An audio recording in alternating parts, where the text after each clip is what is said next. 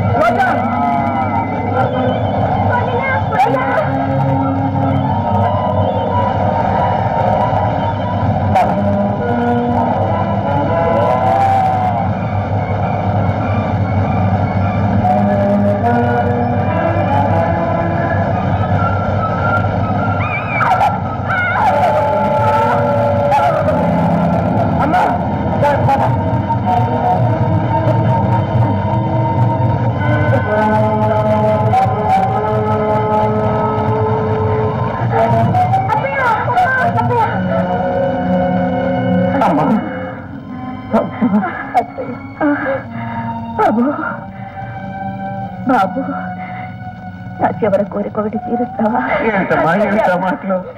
మమ్మల్ని విడిచి నువ్వు వెళ్ళలేవద్దయ్యా, వెళ్ళలేవు.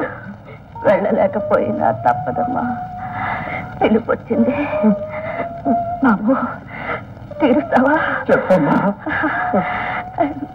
నువ్వు, కోడలు, కూతురు బిడ్డల చేతి మీదుగా పోవడం కన్నా నాకేం కావాలి?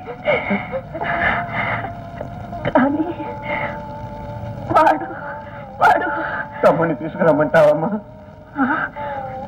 వాడు వస్తాడా బాబు? అది రాణిస్తుందా? గోపి, వెళ్ళిరా బాబు. కన్న తల్లి కరసారి కోరిక తీర్చడం కన్నా ఇంకేం కావాలి? వెళ్ళు బాబు, వెళ్ళిరా. నేను తీసుకొస్తానమ్మా. అమ్మని జాగ్రత్తగా చూస్తానండి. సురేష్, ఎవరు నువ్వు? ఎందుకు అర్ధరాత్రి మా సంతోషాన్ని పాడు చేయడానికి వచ్చావు? ఇది సంతోషించవలసిన సమయం కాదురా. అమ్మ చావు బ్రతుకుల్లో ఉంది. ఒక్కసారి నిన్ను చూడాలంటుంది. వెళ్దాంరా. ఇప్పుడా? నేను రాలేను. రేపు పొద్దున వస్తాను. ఈ పొద్దు పొడిచే వరకు వాలిపోయే ఆ పొద్దు ఆగదురా. ఆయన వస్తే మాత్రం పోయే ప్రాణం నిలుస్తుందా? సురేష్, ఆమె కొడుగ్గా ఆమె కోరిక మన్నిస్తావో లేక నా భర్తగా నా ఇష్టానికి కట్టుబడి ఉంటావు? నువ్వే నిర్ణయించుకో. చనిపోయే వాళ్ళ కోరిక కంటే బతికున్న వాళ్ళ కోరిక మన్నించడమే ముఖ్యం.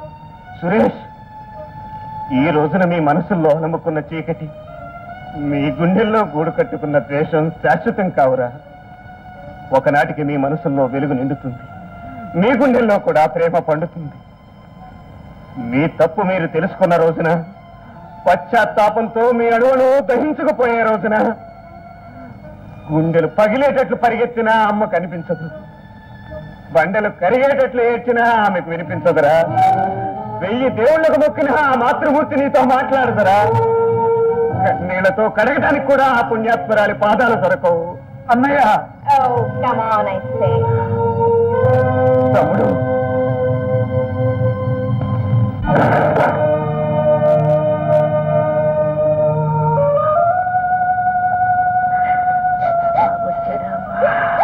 వచ్చానమ్మా. పట్టి చేతులతో వచ్చాను. ఈ చివరి కోరిక కూడా తీర్చలేని అసమర్థులైపోయాను. చావు బ్రతుకుల్లో ఉన్న తల్లిని చూడటానికి నిరాకరించే కొడుకొకడు ఉంటాడు. వాడు నా తమ్ముడే అవుతాడని కల్లో కూడా ఊహించలేదమ్మా. పోనీలే బాబు, వాడు రాలేదని నీ మనసు కలిసి పెట్టుకోకు. ఎవరికింత ప్రాప్తో అంతే.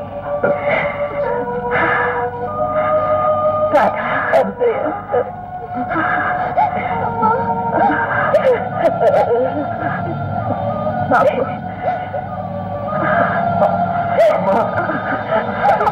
అమ్మా